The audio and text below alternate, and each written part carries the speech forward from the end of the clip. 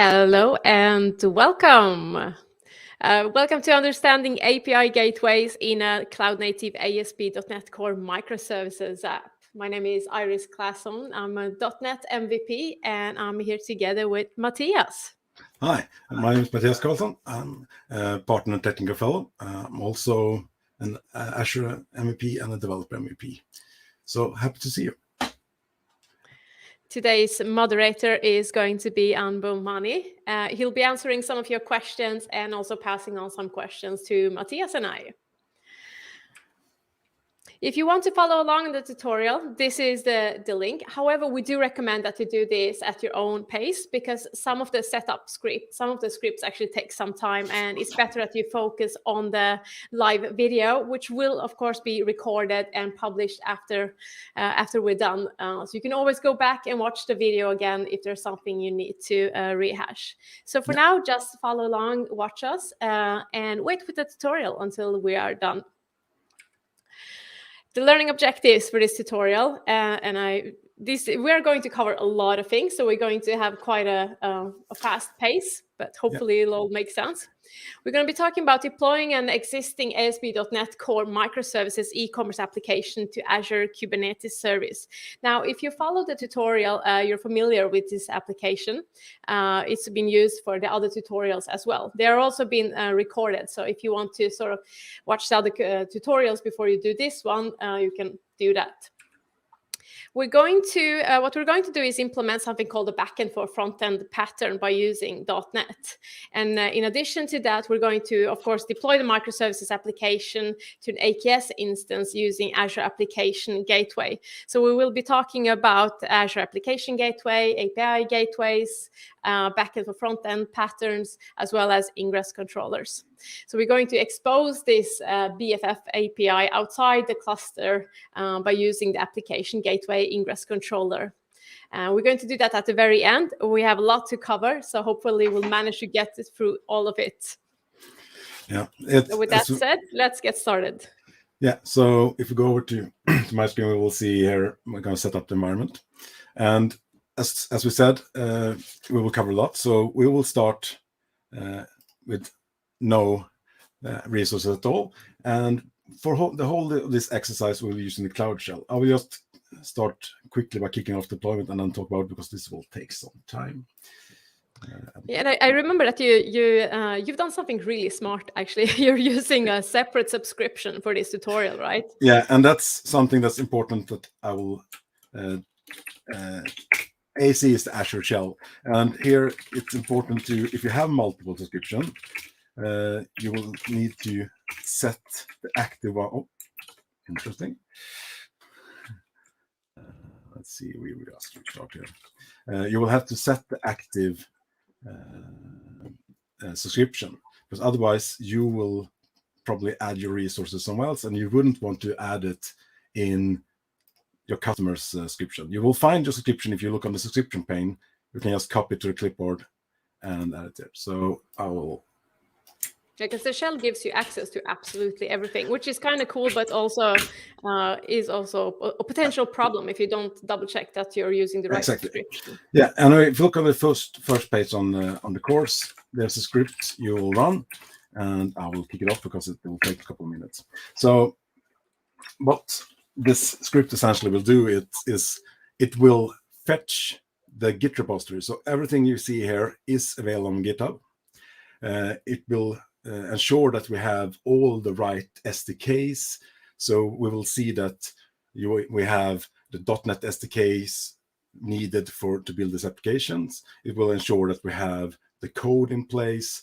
And by doing this in the Cloud Shell, we do it in a control environment. So we'll ensure. And the Cloud Shell is actually a really cool thing about, because it will be automatically logged into your Azure account. So you don't need to fiddle. So we'll save a lot of time for things like that. And it will also come with the tools that you need for this exercise. So it will have the Kubernetes client tools installed.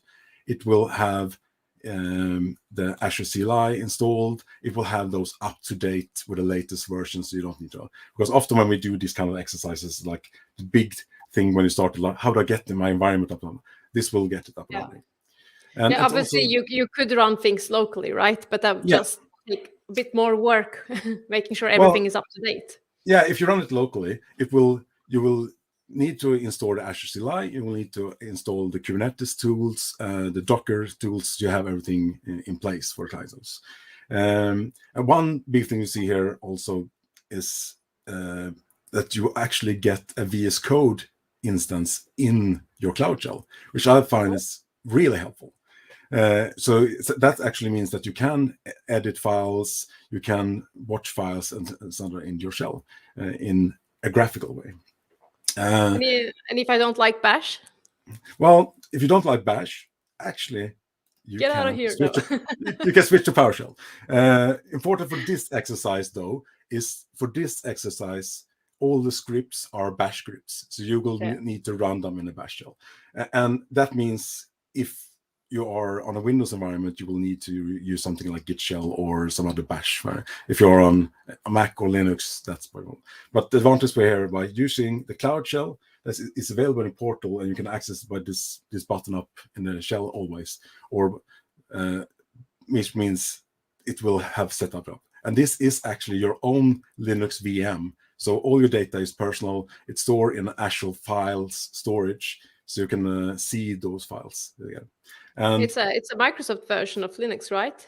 Yeah, so they've done their own distribution, and it's slimmed down in some ways. So, like, it has only what needs to use user mode things, but also they've added things like the Kubernetes client tools, Python. So you have a couple of things already installed. So it's both slimmed down, but the developer tools you need. So you have Git, or you have code. It's a bare version of code, so you don't have any extensions, things, but you have the basics to syntax highlighting and things like that. So it's really nice. And what it's doing now is actually creating the AKS, the Azure Kubernetes Service cluster. And this is why it's important to, well, clean up afterwards. That's something that always the advantage by having your own subscription is that you can delete everything afterwards very easily. If you don't like, you need to. So we should be able to see if we look at that some resources are coming up there, and that's something like in this exercise. It will create a lot of resources, and it's essentially like things when you have VMs and infrastructure as code, those can be costful. So it's really important there that you clean up afterwards, and you will see that it creates a couple of resource groups, a couple of interfaces and things like that. So be aware of that. Yeah, if it's your first time with Azure, you be aware that resources can stick around, even though there are cleanup scripts. Sometimes some of them stick around nonetheless. So you always want to double check. Some things cost a little bit more: virtual machines, storage, and so on. Plus, even though you set a resource group name, sometimes you have resource group names created for you.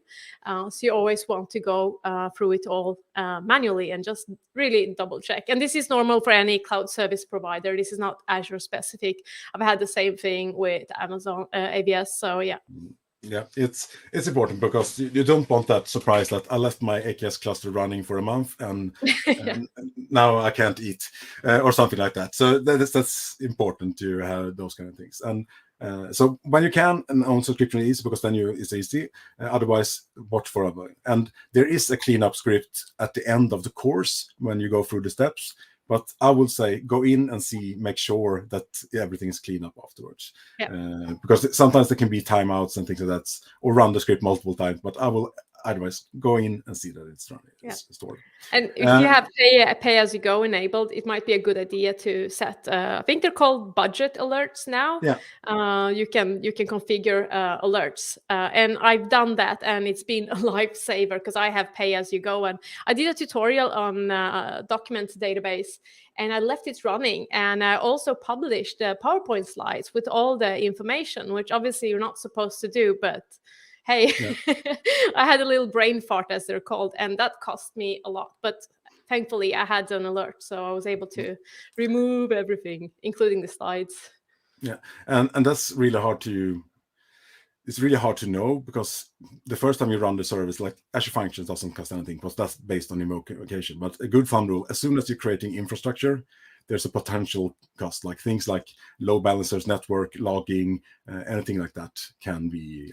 So now we see that it has created our cluster, and it will now apply all the services that is along with it. So that's one thing. Like, we will cover a lot of things, so we won't be able to go in depth to everything we go through. So one thing good to note in this course, there is a lot of links where you can click to learn more about each thing. Yeah. Because we won't go into exactly details, but we bird's eye how we will do this. Yeah. And then while Matthias is an expert on pretty much everything, I'm not. So I'll make sure to refer you watchers, listeners, to the correct documentation when I lack the knowledge. Yeah. And what it's creating now is the ACR. That's the Azure Container-Registry. So now we have a full Kubernetes cluster created, and now it will create the container registry, which will host all our containers. So all right, maybe it's still gonna keep going and pulling down stuff. And while it does that, we might as well give a more specific introduction to what we're doing today. I had somewhat of a nervous start there, but yes. So imagine that you're a software developer for an online retailer. That's the scenario we're going with. These are the learning objectives. Just to reiterate them, we're going to deploy the microservice e-commerce application and implement the BFF pattern, and then we're going to redeploy, and then we're going to expose and add the Application Gateway Ingress Controller, and then redeploy. There's a lot of redeployment. But this is what we're trying to achieve. Yeah, so this is the end goal. But so and it's a lot of like acronyms. So please, like, if there's anything you can't understand, or just feel free to ask.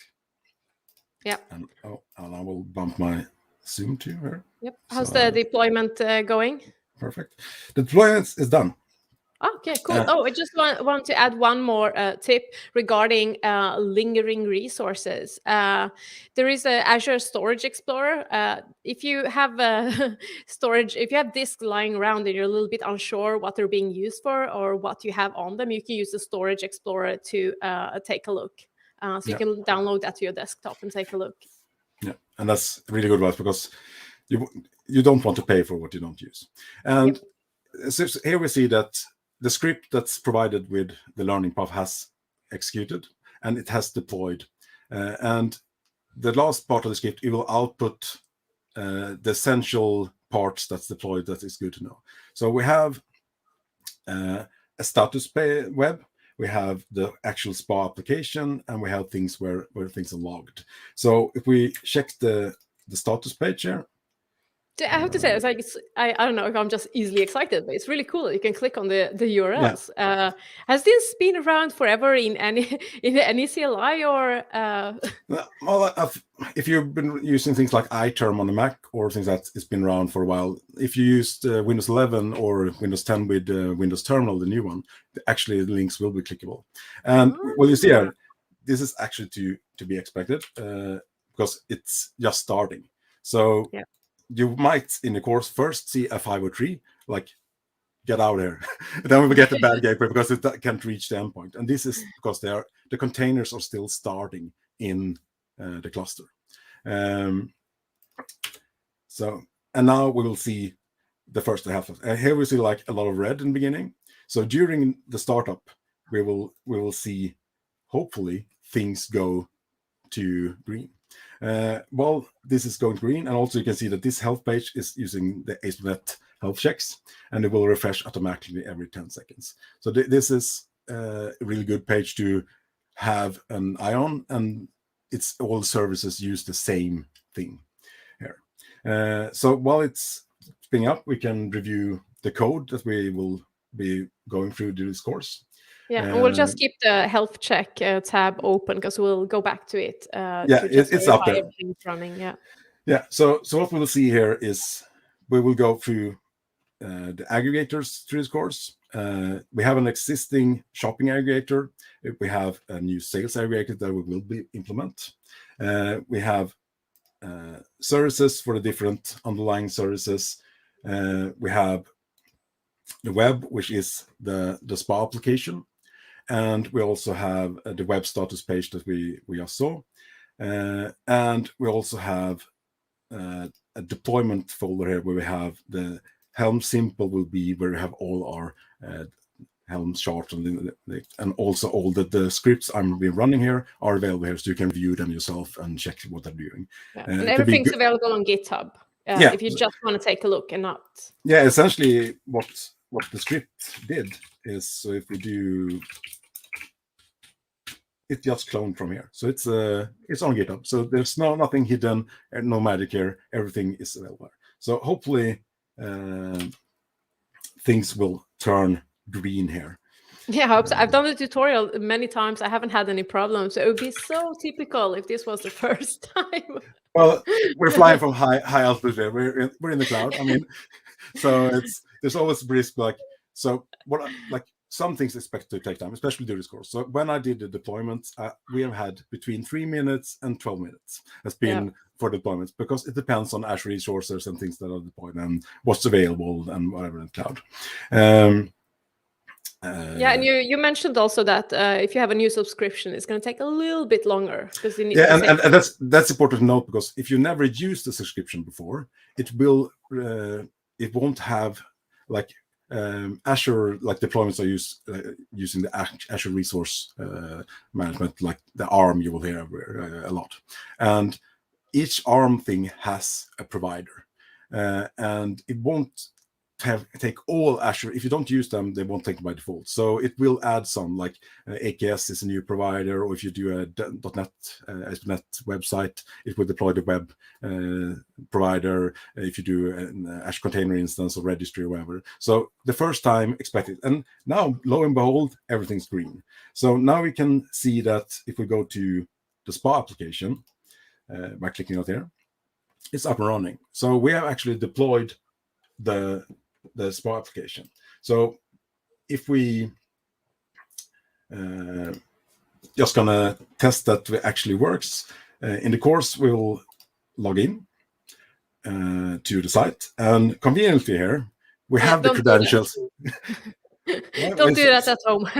It's really convenient to have the credentials just here, because then you can just copy paste it. You don't you could have a password manager or something like that. That's what I always do.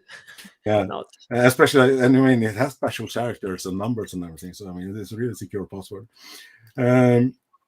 So now we have logged in and verified that we can log in. We'll see that our store is working. So let's add a hoodie.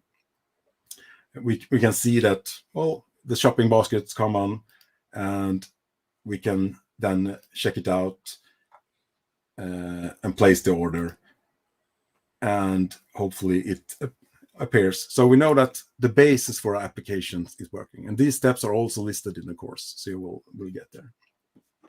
So we have a good base for we have everything good to go, but now we need to make a few changes. So everything is already there. We're just going to add a little bit of code and add a little bit of configuration and just make it a whole lot better. With that said, let's go back to the slides and talk about API gateways and BFF, which is not best friends forever. It's back. Always think about that Paris Hilton show, my new BFF. I didn't watch it. I just know about it. Now I feel old here. Yeah, I think I just told my age here. All right, getting back to the patterns we're going to be talking about. We're going to talk about API gateways and backend for frontends, and these are just patterns. So in a microservices architecture, you have a client, and it interacts with several services. Usually, it can be a few, it can be a lot, it can be a whole lot. Depends on how tiny you like your pieces and how complex the system is. And the client or the clients, they need to know which service version they need to interact with from the other services. They need to manage additions and removals, authentication, and a whole lot more. And the more services you have, the more the complexity grows, and the more moving parts you have as well that you need to maintain configuration for, and so on. Makes it a little bit error prone, introduces lag, complexity, coupling, which you absolutely do not want in a microservice architecture. You need to have a public IP for the services, and aggregation across services can lead to lag. I hope you don't do this, but I've actually done this I worked at a place where we actually did this. We had a client that would pull all the data from the microservices, pull all the data, all of it, then work with the data and then show the data for the user. The problem with that is it will pull absolutely all the data, even data they're not supposed to see. So, I mean, if you F12, you can see the response, so you can see absolutely everything. And there were a lot of problems with that. Also, that just ate up all the memory. And we tested everything on our local computers, which as developers are pretty good, but the customers weren't using the same type of computers. So obviously that ended up becoming a memory problem. But that's just a little side story. Now, exactly. The API gateways, they add a much needed abstraction and management, and it sits between the client and the services, sort of like a reverse proxy. I'll go back to the slides here. I keep forgetting about the slides because I like to talk instead. These are the things I already mentioned, so I'm just going to skip this. So this is the scenario I was talking about, which, I mean, it works, but I wouldn't say it's not the ideal solution. So what you want to do is, for example, use an API gateway. And what it does, it sits between the client and the microservices, and it adds a few things. For example, single DNS name, routing, and decoupling. And for me, the decoupling is the most important aspect.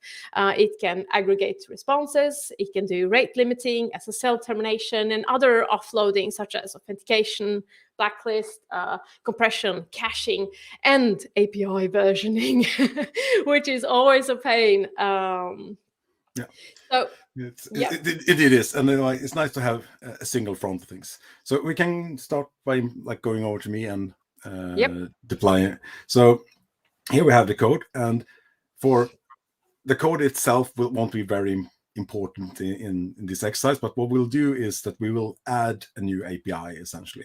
So, and we will add an aggregator, and we will add it to the sales aggregator, and on the control is the sales controller here. And the important part here is they're already prepared this place, but what we'll do and what you will do in the learning path is that you will add two methods here. So we will do that. So we can add the code, and this will essentially add an API endpoint for this aggregator that will aggregate the category items, the brands, and the order items into one. And we want it nice and clean.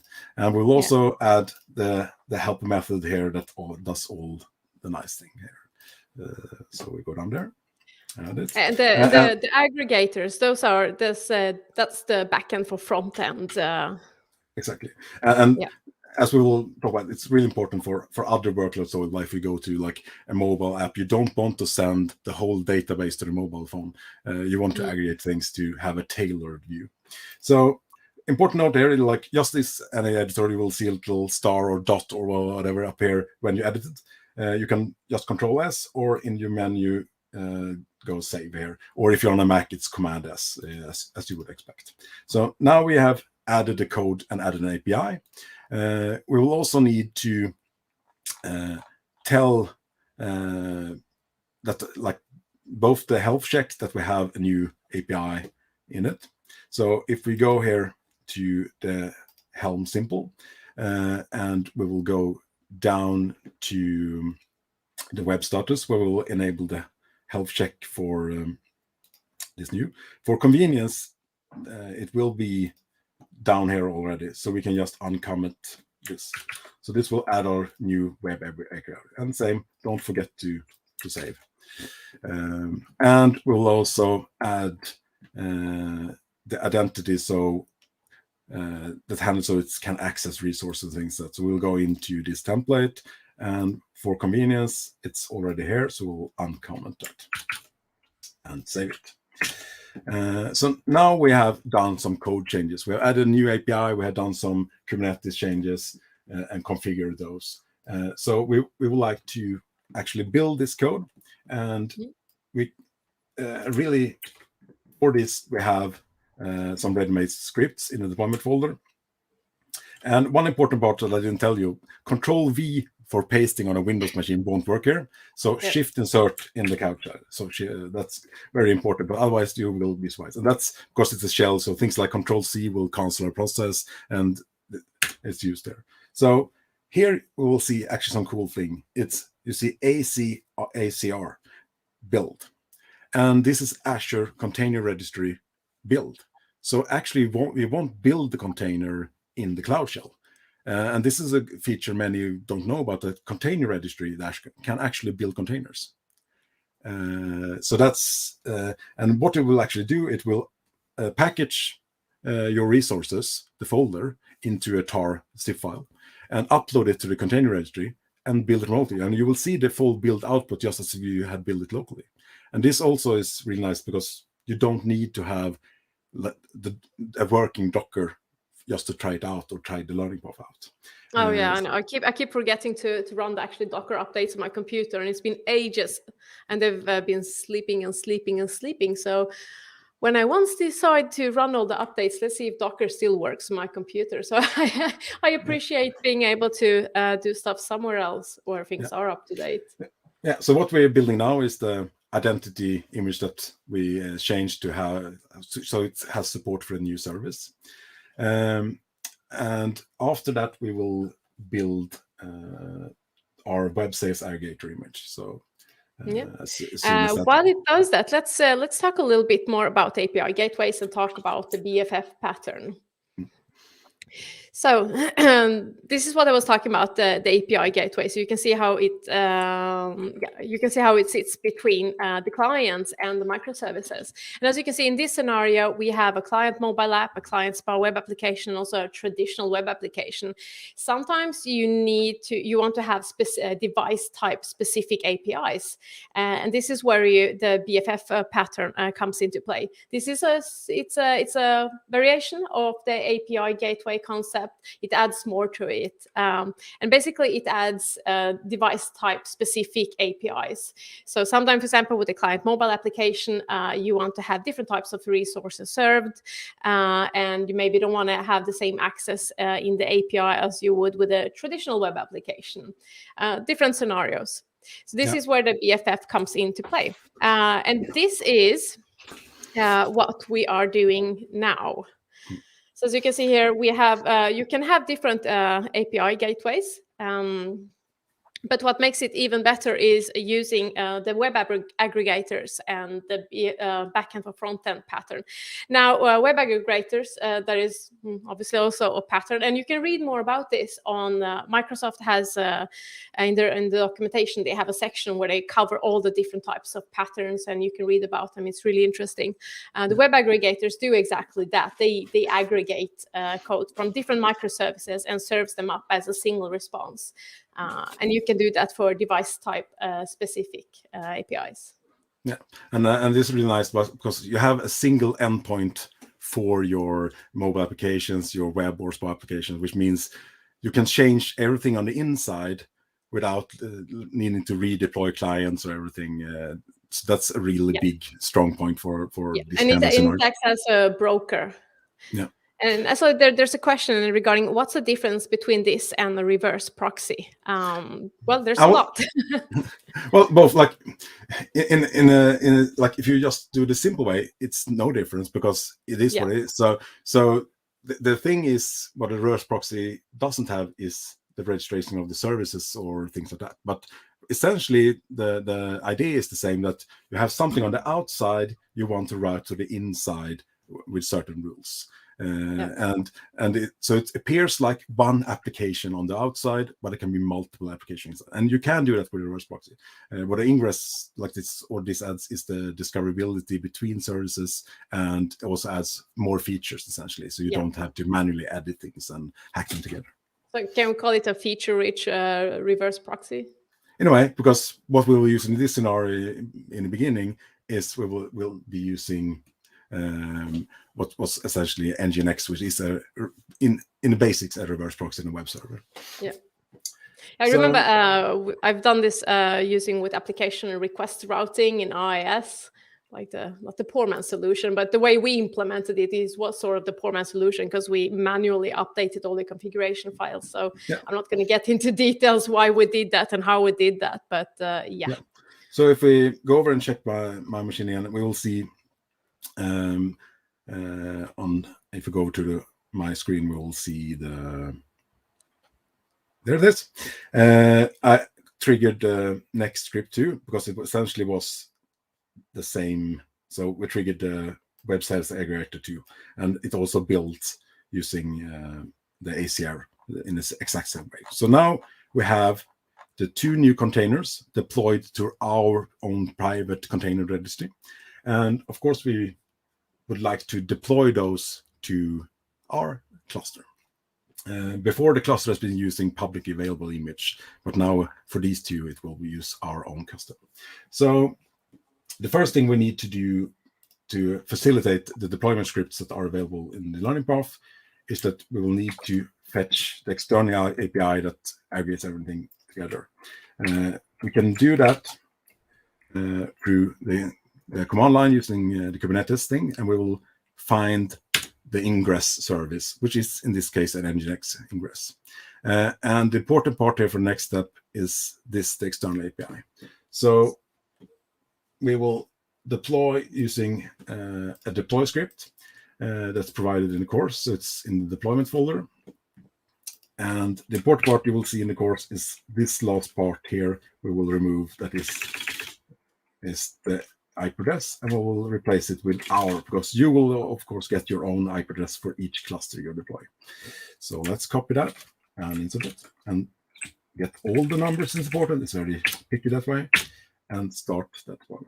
And what this will do is it will, from your own Azure Container Registry, it will deploy the web status we had before, that application. It will deploy the identity application that does all login and handling API and things like that. And it will deploy our new web sales aggregator.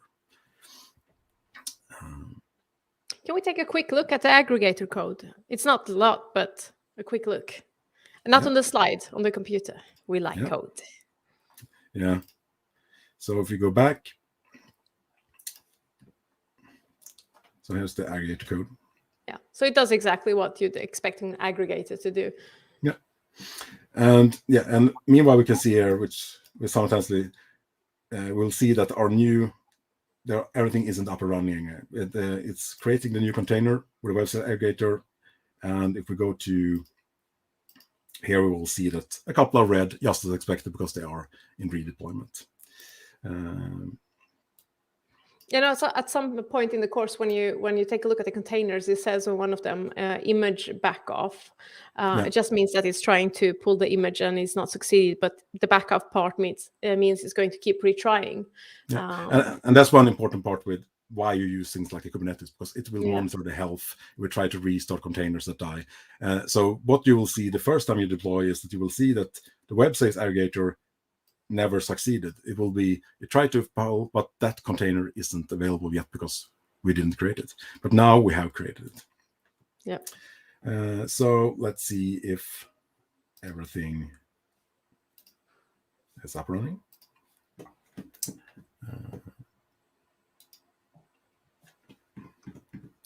We can always see if the SPA application is running, and that we can use the Kubernetes commands. So we just filter by the web SPA service. It's up and running, which is good. We will see if our sales aggregator is up and running, so we can filter by that. It's actually up and running, so we should be good to go.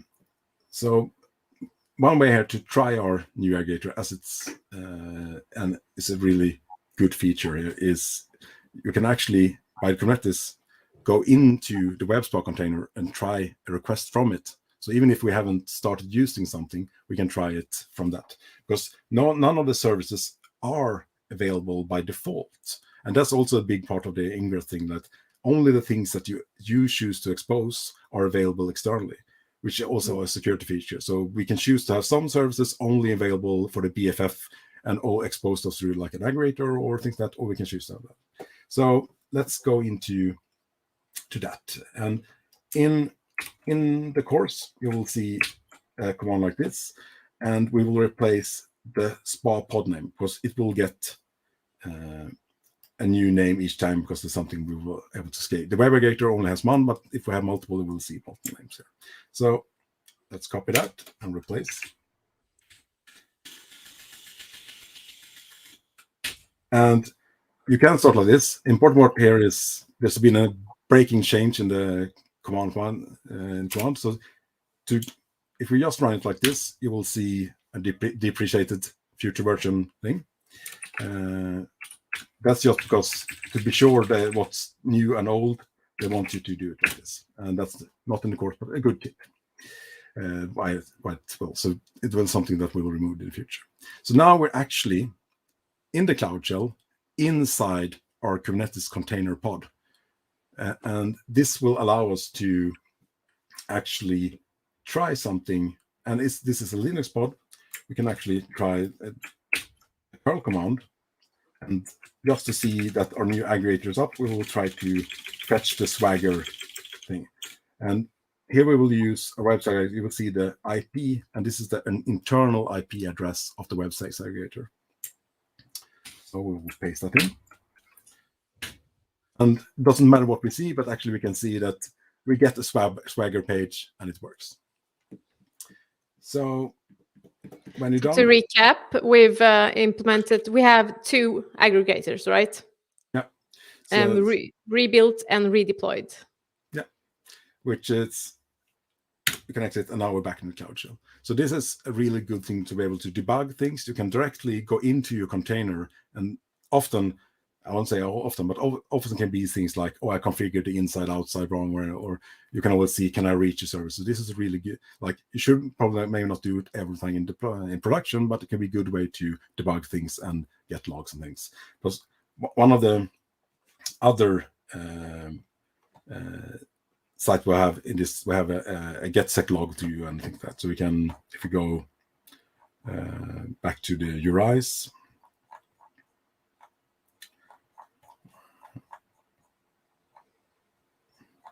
we've done a lot here, we can see. Oh, it's not even, so we can always check those. So a good thing, if we go to inactivity, let's see here.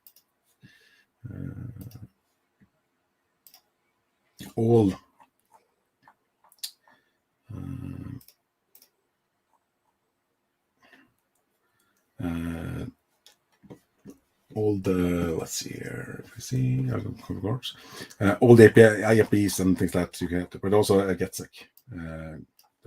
So now we have the deploy code, and we will go over to see the ingress concepts.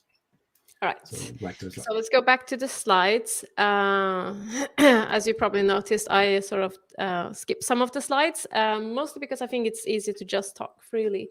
We're going to talk about an ingress and ingress controller. And I have to admit, this is not something I am very familiar with. So this has been a learning experience for me as well.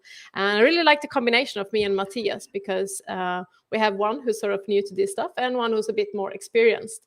An ingress controller, it's a specialized load balancer that abstracts away some of the complexity for application routing.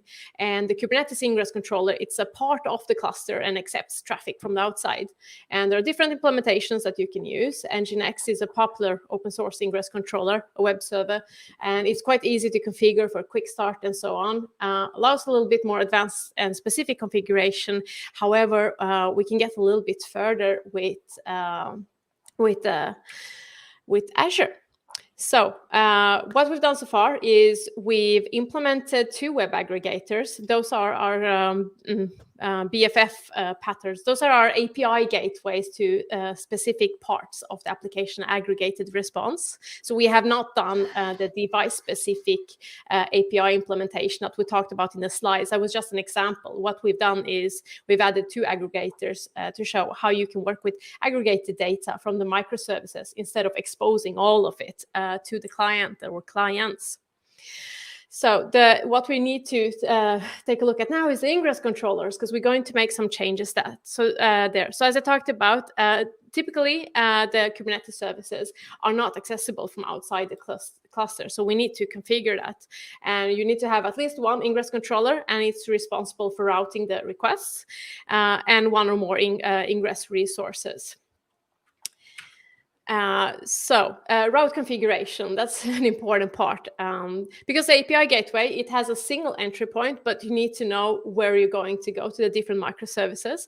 And usually you differentiate by addition of a path element, as you see here. And here you can see, like, it can be, if you go back to that slide, you can see things like we have something on the outside and we have something inside. And we have like common names on the inside, and that's really important to know, because that can be between environments. So you don't need to know the exact IP address or network or things like that. That's something that Ingress things have for us. And it can also be multiple services, because you can scale pods. It can be multiple catalog APIs, multiple or coupon APIs or all APIs.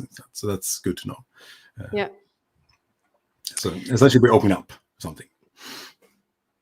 And this is how the route configuration can look like. Maybe it's better to show this in code. We'll wait with that and just go to the next slide, and then we'll go and we can take a look at it there, because the syntax highlighting is missing.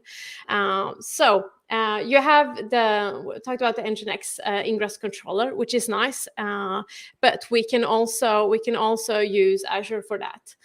So cloud managed load balancer, Azure Application Gateway. The API gateway used in this application or this system is very typical for many real world scenarios. You need to have SSL termination, auto scaling, and you might even need a web application firewall and header rewriting. These are some things that you might not necessarily get out of the box with other open source implementations. So we're actually going to use the Azure Application Gateway for this. Now, the Azure Application Gateway Ingress Controller, it's a Kubernetes application, which makes it possible for Azure Kubernetes Services customers to leverage the native application layer 7 load balancer. So in other words, that was a lot of fancy words. It integrates the application gateway with the Kubernetes cluster. So that's what the Application Gateway Ingress Controller does. I think I'll find an image here. There we go. Now you can see how it works, and you can see how the gateway is outside of the Matthias, I forgot that this was your slide. Oh, no, we can actually as the deployment, like we're done, we can go to my screen and we can just start the script, because that will take a while, and then we can talk a bit about it. So when you come to this part of the learning path, it will run a script that's called create application gateway, and lo and behold, what this does, it creates an application gateway. Well, so the concept here is we will create an application gateway instance. We will through this enable this application gateway as an ingress controller with Kubernetes services cluster, and we will do that through the AGIC, the Azure Gateway Ingress Controller add-in, and we will configure to use an existing. And this will do a lot of infrastructure, so it might take some time. And then we will need to redeploy our applications to be aware of the new IP address and the new things. And as we do from the scripts, it will also need to redeploy our affected, like our custom things, because that's outside the starting path. So we'll do that onto you. And that's also this is like with the cloud, this might take 3 minutes or it might take 6 minutes. So we will waffle on a bit, or if it takes more time, we will do some other things. Well, I'd like to waffle on a little bit. So let's talk about the ingress controller, because I find that really interesting, but also a concept I find a little bit difficult to grasp, if I'm going to be completely honest. Tell me more about it. So one way, like if we had the Nginx ingress controller that we had before, it would be a pod inside the cluster. So it will actually take resources from the cluster. And so we can swap to the slide just quickly. We have a slide that shows that. We have a good slide for that. We have prepared. And now, so here you can see that actually within the cluster, the ingress has one too many ingress pods. In this case, our learning path, we started with an Nginx pod. So that's actually running and takes resources from the Kubernetes clusters. What we're doing now is, well, what we're trying to do now is we're going to create an App Gateway Ingress Controller instead. And that means that we create a virtual network that can talk directly to the pods. We will create an application gateway that is a member of that network in that scenario. And it will create a public IP address that will go through the application gateway, and it will route direct to the pods. And App Gateway, just as explained earlier, has a few extra features that Nginx doesn't have. It has things like the Azure, well, the WAF, the Web Application Firewall, and that's an intelligent firewall that can inspect packages. It can stop DDoS attacks, malware, or things like SQL injections that will take a bit of filling. But the good thing that all that can scale outside your cluster, which means and why is that important? Well, it will leave more resources for, you won't need to scale up your cluster in an unnecessary just to have things that aren't your business code. So I will say things that are really important. And also it will abstract away that you don't need to patch that up. But when it comes to security, it's really nice to have someone else patching those pods or containers, because there's some VM running somewhere else, but with a platform service, it's someone else's problem. And also it can have handle things like scaling, so it can trigger scaling rules and things like that for you. And also you could essentially have, as it's a virtual network, it could go to another cluster too. So you can have, if you have multi-cluster solutions, or you have combined PaaS services, so this goes to an Azure function or things, you can still do that if they're part of the same virtual network, and you can route things. So that sounds really neat. It adds a lot of sugar on top, which is really nice. And also it's like, it also means that your cluster is less complex, which is nice, because if you want to set up a dev stage prodding environment or things like that, it's a good way to go forward. And how is it configured? How it's configured? Well, as it's a service, is due through the Azure resource provider. So either you can do it via ARM templates, bicep templates, or you can do it through the Azure CLI or the PowerShell CLI tooling. And it will always have a couple of resources. And that's why in this case, we're creating both the application gateway, we'll create a dedicated public IP resource, we'll create a virtual network, a subnet, and things like that, and join that. And here's where things probably can go wrong, but it's still running, and it's fine. So hopefully it's done anyway, but we can scroll up and see, because one thing good about the scripts is they're actually acting with it. So just as I said, it first will create the VNet. It will, so the virtual network for those. So we have a small virtual network which only can be accessed within this. So it's not the public network, it's a network where we can have, so we'll handle things like the IP addresses available there and things like that. It will create the public IP, and essentially that's just, we have reserved IP that is ours, that we can point things to. And it's now creating the application gateway. And it's done.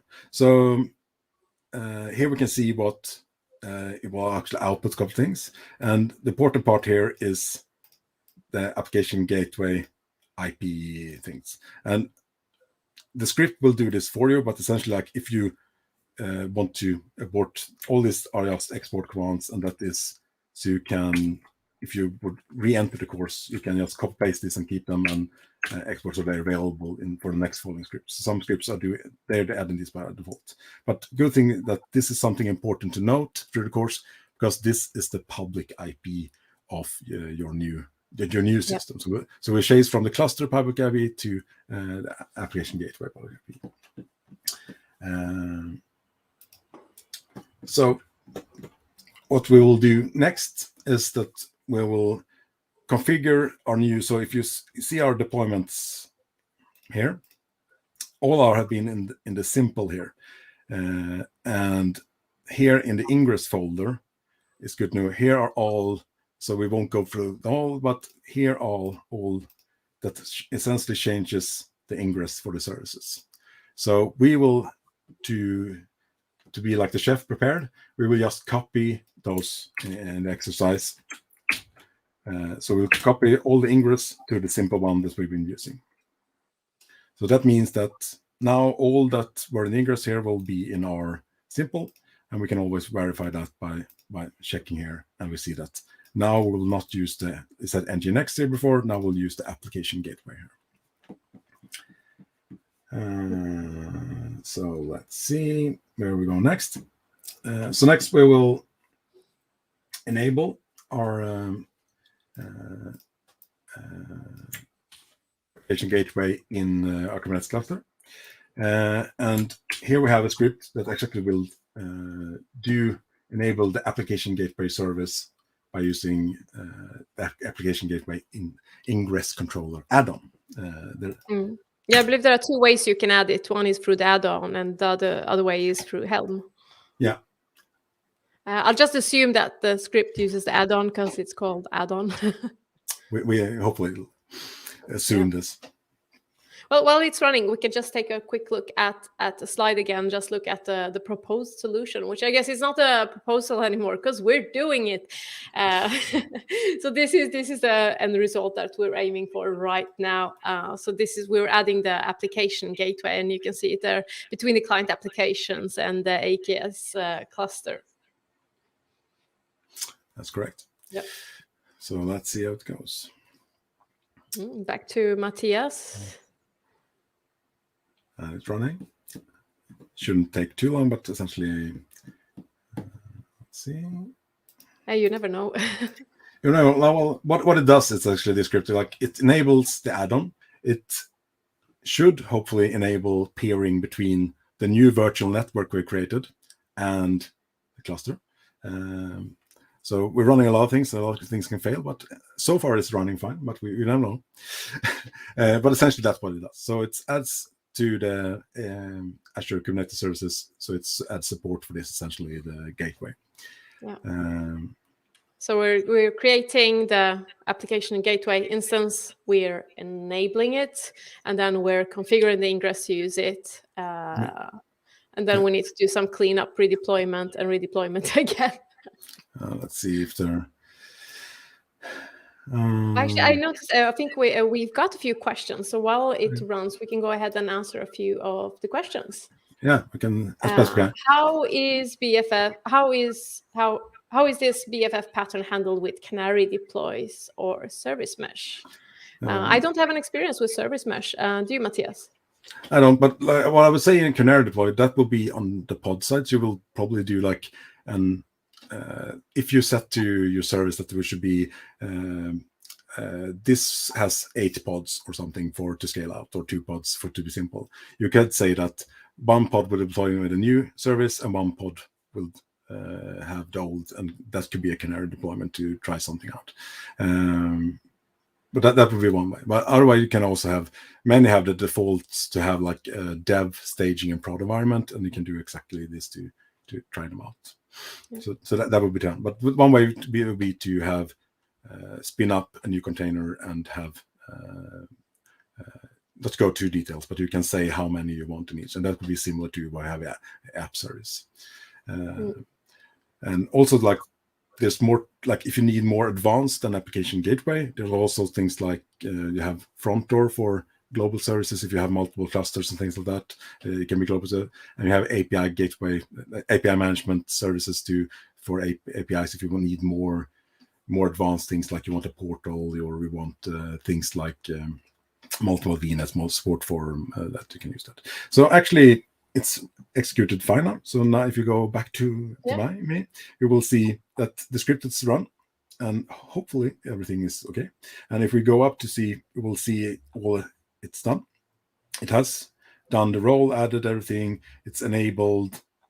So you can see output things, but essentially it prepared, and it looks like things have gone fine. You never know with the cloud, but it looks like everything executed as ordered. So what we will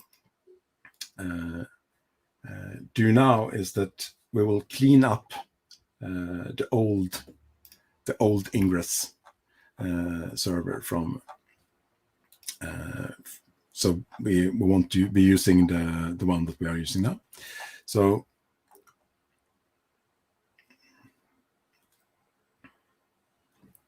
let's see if we, and essentially we will just hard delete the Ingress that we have now.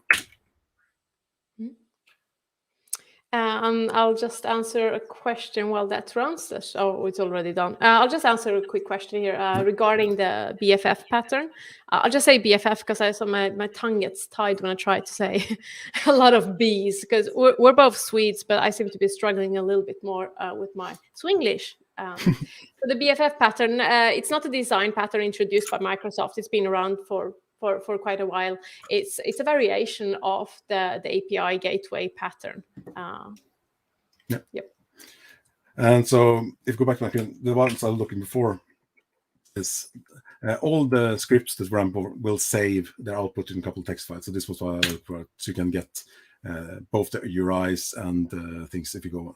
Because one good thing to know, if your shell to inactivity or something, which can happen with Cloud Shell, you will need to go back to where you are. Because it times out after 20 minutes, right? Yeah. So that's 20 minutes with a Cloud Shell to deploy, and then you can actually run.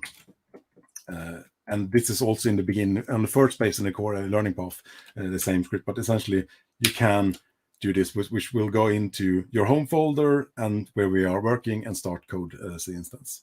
So that's a good way to always be able to get back to where we are right now. So now we have cleaned up the old Ingress, and we will need to redeploy the new ones. So the important part here, like I said, we need the IP of the public IP, and that was like this. We can see that. And as part of the course, there's this script that we run. And here you will see at the end, in the beginning, we used the cluster IP or the address there. Here we will instead use the Application Gateway IP that we have here. So let's copy paste that.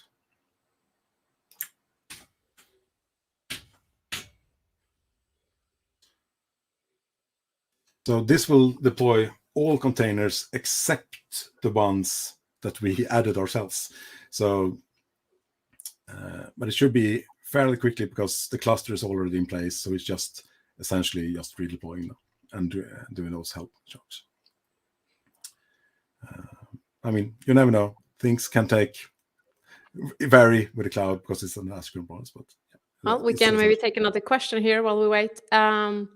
Would you recommend sharing Application Gateway with non-AKS services or create a separate Application Gateway? I'll leave this one for you, Matthias.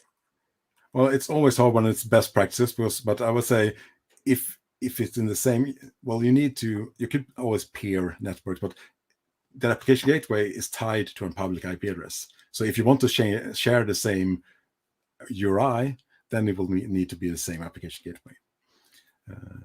So hopefully that answers it. Yes, you need to have it, but you can always do more complex scenarios depending on need, or you can have things like a front door or something like that. And that's also a big point that we had on the slide, that SSL is part of this, and that's good. Like everything goes for full performance within the cluster goes without encryption because it's on a private internal network, and the whole SSL, everything that takes time or power or whatever from that will be executed from the service. So the Application Gateway service will handle everything like SSL termination, crypto, doing that. So that's a good part of the service. And also you will have a single place to update your certs or handle certs for you, which is good.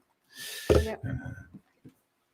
So now it's execute script. There's always this will now, and this is actually where we see the first time it won't have our image. So we will also need to redeploy the custom services we done. And for this, we have an API. We will also need and that's provided script. We'll need control. We need the public API or gateway, and the script to redeploy our applications is deploy effective services. So we just paste that in. And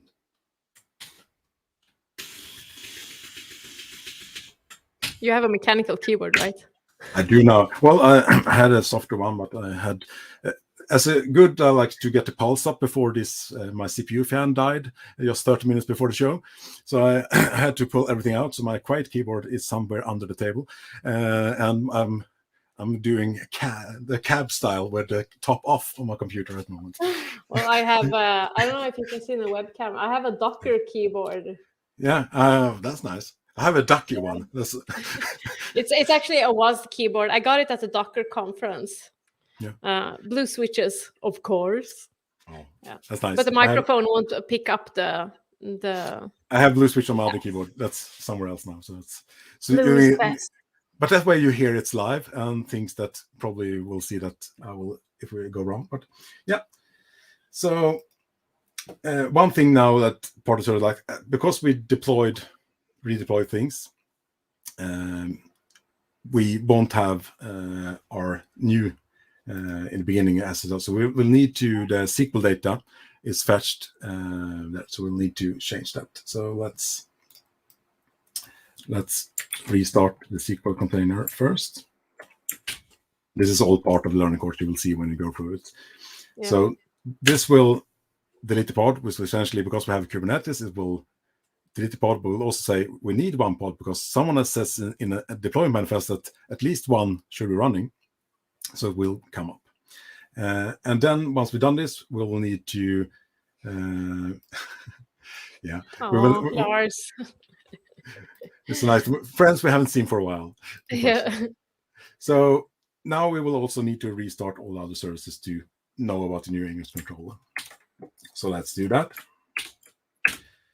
So essentially, go ahead. I was just going to say, it might seem like we're doing a lot because we are rushing through the tutorial and talking and switching screens and so on. But if you think about it, we're getting a lot done in a very short amount of time. And that is so cool. Yeah. I absolutely love it because back in the days, how long time wouldn't this take? It would take forever. Obviously, it's not going to be this fast in a real life scenario because you need to write your own scripts and so on. But it does show how much you can get done with a short amount of time now today with some of the Azure resources available.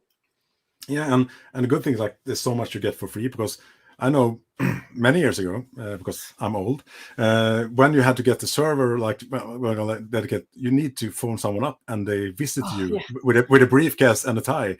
What do you mean back in the days? I've worked as I'm not going to mention places, but it still happens to this day. And it takes half a year to get a server. So I've actually used my own personal server just to set up a build pipeline. Yeah, and that was just to be able to get a quote for how much it would cost, and then you will get it delivered. And now, like, we have set up multiple VMs, we have set up multiple networks, and multiple things. It's really cool with the whole. And we managed it through a single CLI. We have entered multiple containers without from the same command prompt, which is really powerful. Before you had to go down to the server room, push out the little keyboard or something, or have the KVM switch, or it's a hassle. So, and all this done in a best practice secure way. Yeah. So this is what hopefully I saw some errors. So we will see. Hopefully this will work. Just ignore them. I will ignore them. It could be that we jump over to questions and all that, but we will see. Maybe we should just check the health check. Well, we'll do that. So if everything works, we will check the health check now. So let's see if we can see the public API first of the cluster. So let's copy paste some stuff. We had that over here. So let's do this. So I we remember see one of the first projects I worked on after school, they had a method called ignore errors, or no, Yeah. ignore exceptions. I think it was called. Well, if It you was used a lot, and it didn't log them. It just gone. Just if you're really old like me, you will remember Visual Basic, and it had on arrow resume next. Really helpful statement you can use. So if something wrong, ignore this. There's nothing behind the curtain. So well, that's if you basically my life. On error resume next. yeah. So if you see in the course, it will say go to this to check that things up and running. And I have a suspicion it won't now, but we will try it. So this will be a new public API. And the cool thing here, and as Ari's mentioned out, you can now click on API, and oh, it works. Cool. Errors away. So this is actually our new application running in, and sometimes like when errors, it actually will retry. So it was probably a transient error after my cloud. So several other steps. And also a really good thing, don't be impatient, because when you start a deployment, it might say that the script is done, but it hasn't. It's just sent off the, like if some things are done in the background. So like, don't start tearing down resources. Like sometimes go grab a coffee and it's up. And in this case, waffle on and talk about things, man, it was up. So that's cool. So now we can see that actually running, and we're want to see the whole. So if we gonna test the whole, so let's sign in. First, we will want to create an order. So I was happy to. So just to see that it works. So we can take the whole thing. Let's see. Ignore the errors. Cool. So that everything's working. We will copy. This one. Oh.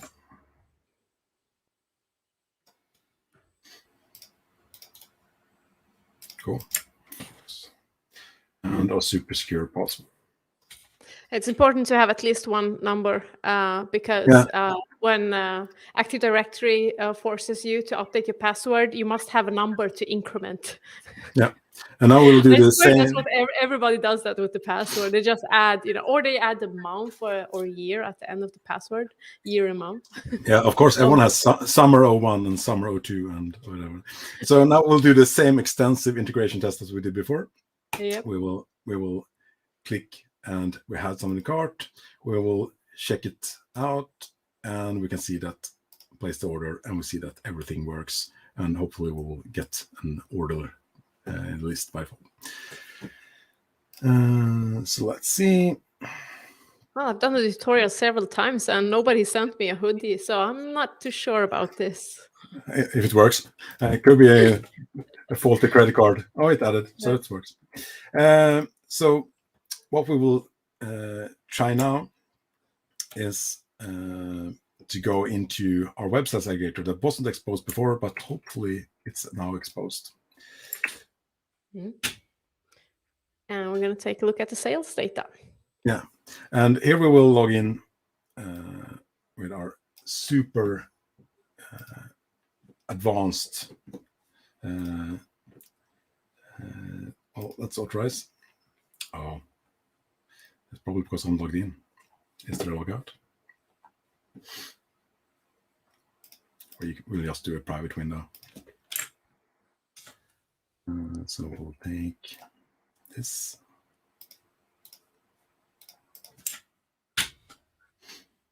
Oh. Yes, and we will take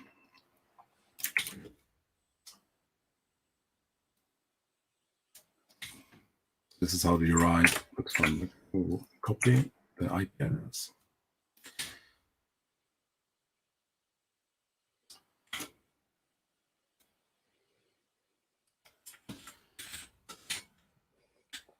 Oh, sorry. We have plenty of time, people. So if you have questions, do ask them. This is your opportunity to ask questions. There are no such thing as stupid questions. If there are, I've asked them all. So we're out of stupid questions. Now ask yours. Yeah. So here's important that we log in with the admin credentials when we're going to use. So this before you said the Swagger UI was what we used curl to see that it was there. We asked. And now we're using a web browser, which makes more sense to view HTML. So this is noted in the course, but it's actually admin user, and it's the same super secure password as here. And this will allow us to, so now we're logged in and can use things in the Swagger. So here we can see our sales DTO, and we can try it out. So let's see if we can try it out there. And why we place an order is that we got something. So now we can see that our newly deployed aggregator using the API Gateway thingy is deployed, working, success, and returns data, which is a good thing. So we actually completed the whole course with what it's supposed to do. On time, and it works. This regarding errors. I'm always a bit when I see all errors. So we can go over to a bit of knowledge check, or if there are any questions. Yeah, actually, I'd like to do one thing before we do that. Okay, cool. We can see the proposed solution slide. Let's just do a recap of the whole thing, what we've done, since we've done so many things, and I think it's a little bit confusing. So let's just do a quick recap. What do you think? I think it's a good idea. So where we started in the first, we started with a client application and a bunch of services, and the client applications were talking directly to the microservices. So that was the first thing we wanted to change. We didn't want the client applications to talk directly to the microservices because we don't want the lag, we don't want the coupling. We want a better way to manage API versioning. What am I missing here? A whole lot more. A whole lot more, and also we wouldn't want to do multiple deployments of the client page. We wanted a single point to talk to, and a common way to discover services, a common way to do logging, and things like that. And monitoring, So in the first step, we deployed a cluster. We used Nginx Ingress Controller without the web sales part there. So that's something we and then we added the web sales aggregator with the Nginx, and reconfigured that, which means that we had and in that scenario we only tested that we could, which is a cool feature to know that you can go into a pod and actually execute commands. So that's super useful for debugging, because you can actually do things like see what process is running if something fails, or backup or local logs or whatever. And the next step was that we also went to the concepts of the core Ingress Controller and added the Application Gateway, which was as a service. And then we using this Best Friends Forever package. What was it? Backends for is it plural backends for frontends, or is it backend for frontend? Well, if it's only one front, but we're using in the example, we could be it's just an API gateway then, right? Yeah. So but it's backends for front ends, and B's and S's are not good for Swedes. Yeah, it's good for that. Yeah, so that's it. And we essentially got that up and running. We exposed the service that wasn't previously exposed through Application Gateway by copying those Helm charts, so exposed the web aggregator.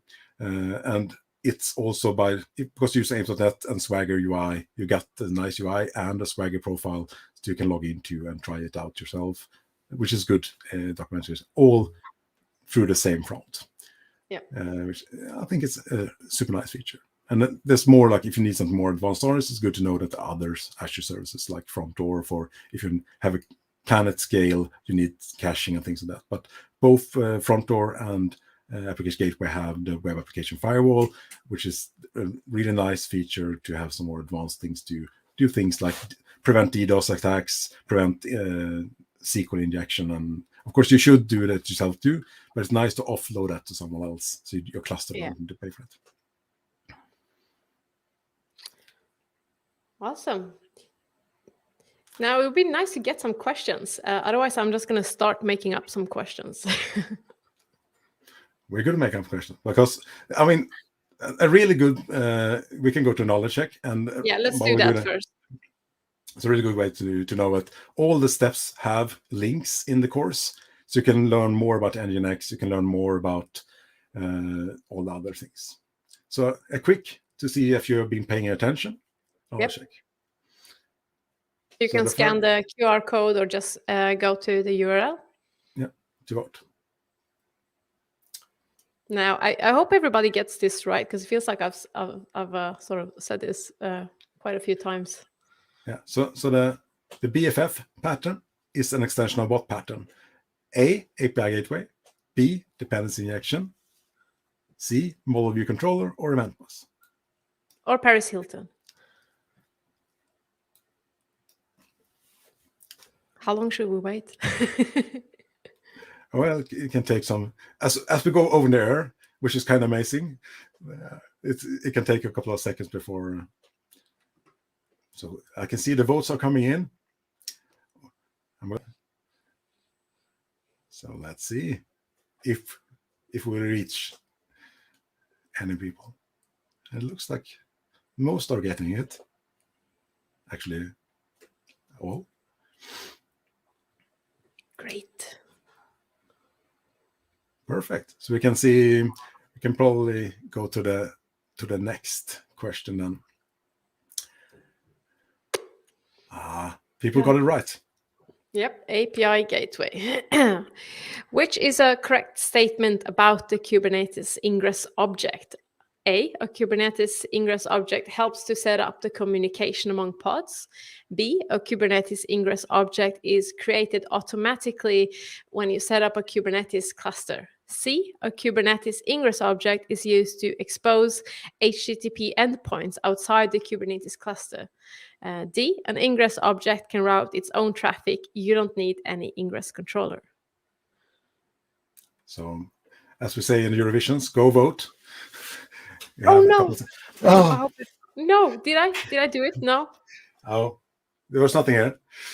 Yeah, something happened, but I didn't click. I swear I didn't click. Yeah. So we give it a couple of seconds. I was just trying to trick people. Yeah, that's. Yeah, super fast speed, added extra slide. Yeah. So if we go to the correct answer is C. A Kubernetes Ingress object is used to expose HTTP endpoints outside the cluster. Yeah. So then we'll go to the next question. So which of the following is a correct statement about Application Gateway? Application Gateway runs inside the Azure Kubernetes Service cluster to route traffic to the pods. Or B, Application Gateway uses a special network configuration to access the pods directly. C, Nginx Ingress Controller can be used Application Gateway if the ingress have the Kubernetes IO Ingress class Azure Application Gateway annotation. Or D, all ingress need the Application Ingress Backend prefix annotation to use Application Gateway. So vote ahead. That was a mouthful. There was a lot of things there. Yeah. I will leave the next one. I'm gonna wake up in the middle of the night and go like, ingress controller. Yeah. The scare with Ingress. Yeah, so I will leave the next question to you probably because I need to have some water. My cheeks hurt.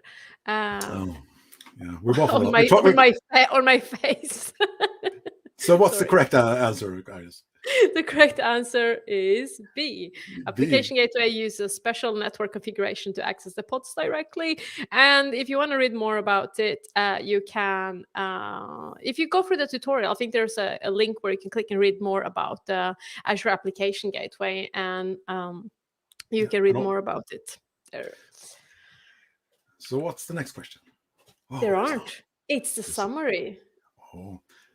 So what have we done? Well, Well, what we have done, we have deployed an existing ASP.NET-core microservice e-commerce application to Azure Kubernetes Service. We have implemented a backend. Oh, it's not plural. A backend for Frontend pattern by using .NET. And then we've deployed so many times. We've deployed the microservices application to AKS instance that uses Azure Application Gateway. And then we've obviously exposed the BFF API outside of the cluster, and we've used Application Gateway Ingress Controller to access the Swagger client.